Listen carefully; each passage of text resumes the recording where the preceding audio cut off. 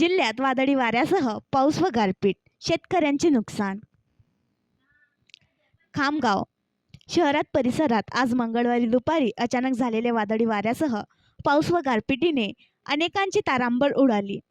यामुळे काढणीला आलेल्या खरीप पिकांसह बागायती पिकांचे नुकसान झाले आहे.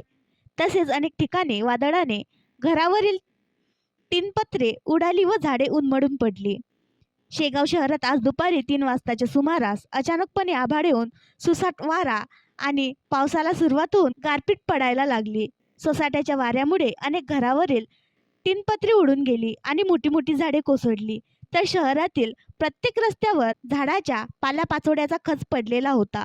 आज शहरात सकाळपासून कडक ऊन होते, मात्र दुपारी अचानक वातावरण बदल होऊन आभाळ आले. शहरात दरवर्षीप्रमाणे हनुमान जयंतीनिमित्त ठिकठिकाणी भंडाऱ्याचे आयोजन करण्यात आले होते आणि बऱ्याच ठिकाणी हे आयोजन मंदिरासमोर पेंडॉल टाकून करण्यात आले होते.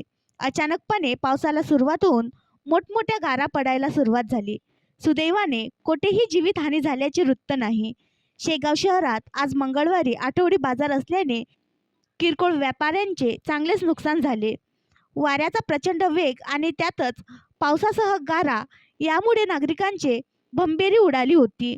तसेच खामगाव शहरातही दुपारच्या सुमारास तुरळक स्वरूपाचा पाऊस पडला, परंतु तालुक्यात काही ठिकाणी वादळी पावसासह गारपीट झाल्याची माहिती मिळाली. अवकाळी पावसामुळे काढणीला आलेल्या खरीप पिकांसह पपई, कांदा, केळी पिकांचे नुकसान झाले आहे. तर सायंकाळपर्यंत ऊन सावलीचा खेळ सुरू होता. मध्येच अचानक आभाळ भरून तुरळक सरी कोसळल्या होत्या. या महिन्यात 3-4 वेळा झालेल्या अवकाळी पाऊस व गारपिटीमुळे शेतकऱ्यांना मोठा आर्थिक फटका बसला आहे. आणखी नवीन व्हिडिओ पाहण्यासाठी आमच्या देशमुख एक्सप्रेस न्यूज चॅनलला सबस्क्राईब करा, लाईक करा आणि शेअर करा.